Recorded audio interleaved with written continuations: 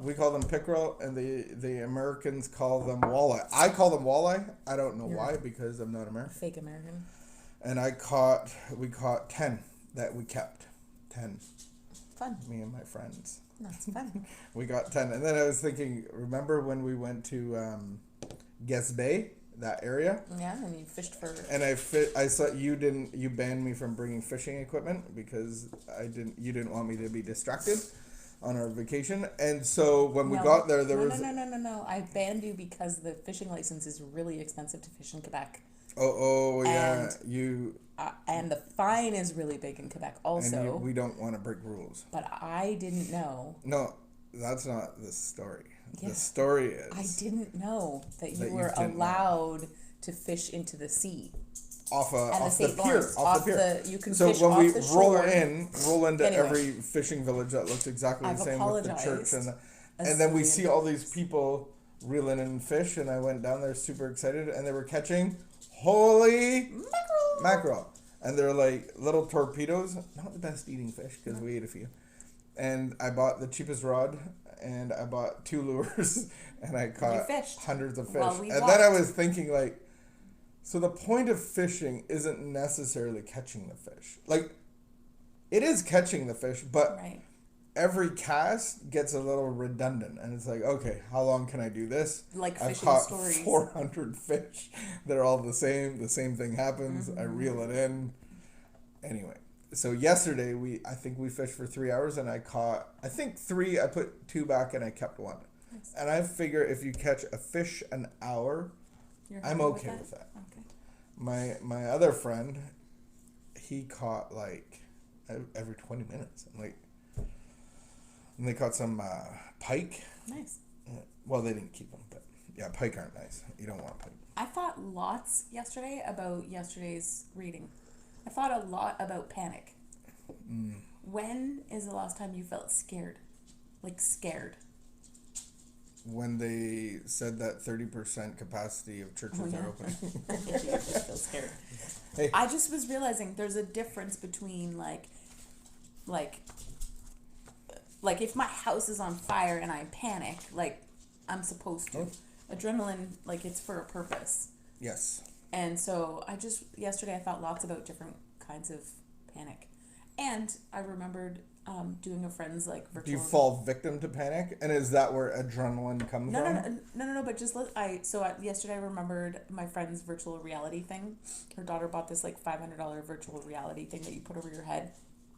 I bought those for the kids Christmas, and they said it was dumb. It made me return it. No, this is really good. Like, it's come so far since then. You tried it? I tried it. Did it make you sick? So they had me go up an elevator and then walk out on, like, the doors open and you can see the city. This is in your... I'm not joking. My hands went sweaty. Like, Did you ever go to one of those sweaty thinking about IMAX movies? Yeah. So I almost puked in those. The last time we took the kids to the CN Tower, I could not walk on the glass floor. I remember that. It was too scary for me. So, but since then, like since the CN Tower, I've gone ziplining a couple times, like from heights, and I went on that really scary height ride. I got off of it. So this VR thing. So not because it was scary, because I was out of shape. Everything was so sweaty. I was so hot. Like I broke out in a sweat everywhere. My legs were shaking. And I had on the virtual thing? Yes. When did this happen? It was so real. Where were you? It was so real. And I had to walk out on this plank, and they're walking me through it, and they're like, feel the carpet under your feet. You're in our living room. Feel the carpet. It's not a real plank. And I actually like talked myself like through it and took like deep breaths and was like, I can do this. I can do this. So basically, because you're addicted to adrenaline, you were high yesterday. No, this wasn't yesterday. It wasn't yesterday. I remembered it yesterday. Oh. And so I remembered like the and so it's different than like anxiety.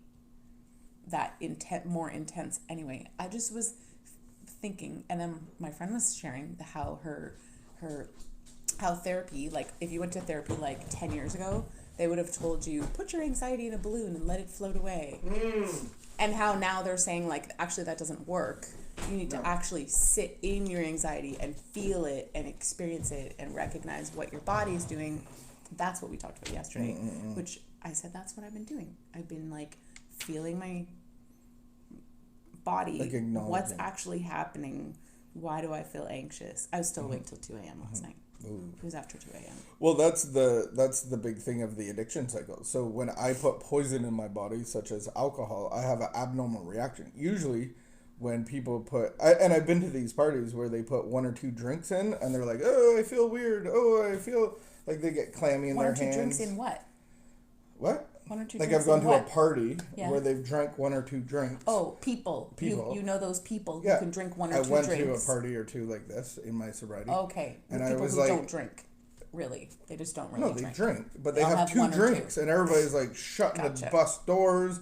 It's like, okay, well, let's play a game now. I'm feeling flushed. Because you're putting in poison, and your body's reacting, going, okay, that's enough of that. There's a little bit of goodness, but that's enough. My body reacts very differently and produces a craving for more.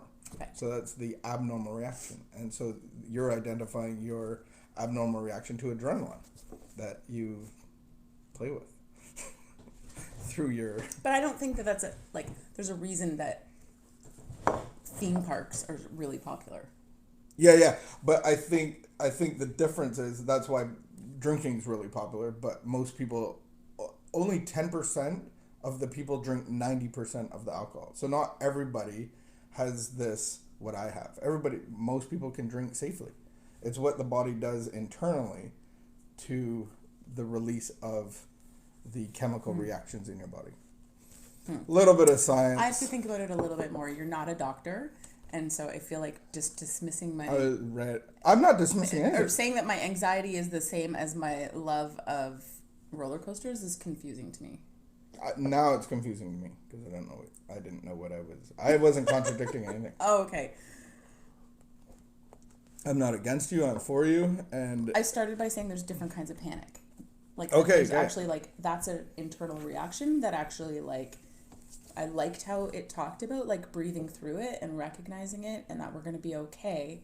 But that, sometimes we're actually not going to be okay. If our house is on fire, we're not going to be okay. And you shouldn't just sit there and breathe through it. You actually need to run.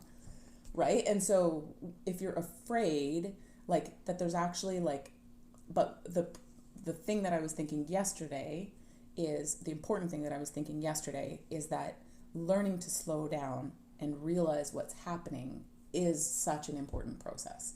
Because if we don't know what's happening and we can't think through it, and so I think that's why when the shooter on Parliament Hill went running up Parliament Hill, some guy goes running, jumps out of a car, starts running up a hill with a gun, everybody runs away. Nobody was trained. Nobody in the immediate presence was trained to see a man with a gun and tackle him to the ground. Which, when you watched the video, there was plenty of opportunity. Those are trained people. Right. Yeah. If the trained people had been around, you have to train your brain. They would have tackled that guy to the ground. And so it was just me recognizing yesterday through that panic reading. Amazing. To recognize that. To learn to slow down, realize what's happening, that there's good adrenaline feeling, there's scary adrenaline feeling, and sometimes it motivates me to action, but typically in the past it has made me not so useful. Yeah. So that was helpful.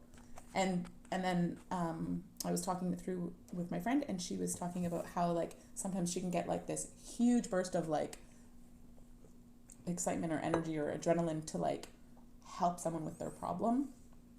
But then a couple days in, she's like, oh, wow, this is big. I don't actually...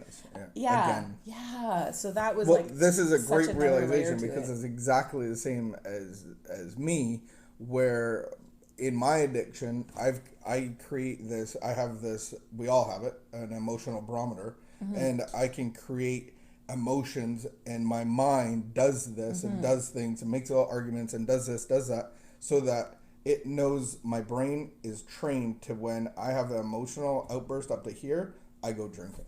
And then it's not, I don't even know I'm doing it, but I need to recognize that to do the things to keep my emotional barometer down here. Yeah. Otherwise I go drinking. I'm a little farther away from that now, but that's what happens when you don't take care of your spiritual fitness. Yeah. Man, we're like crushing time right now. I don't think we even have time. It's each day. Come on, read responsibility. Self-care means taking responsibility for ourselves. It's kind of related. Taking responsibility for ourselves includes assuming our true responsibilities to others. Sometimes when we begin recovery, we're worn down from feeling responsible for so many other people. Learning that we only need to take responsibility for ourselves may be such a great relief that for a time we disown our responsibilities to others. The goal in recovery is to find the balance. We take responsibility for ourselves and we identify our true responsibilities to others. This may take some time, some sorting through, especially if we have functioned for years on distorted notions about our responsibilities to others.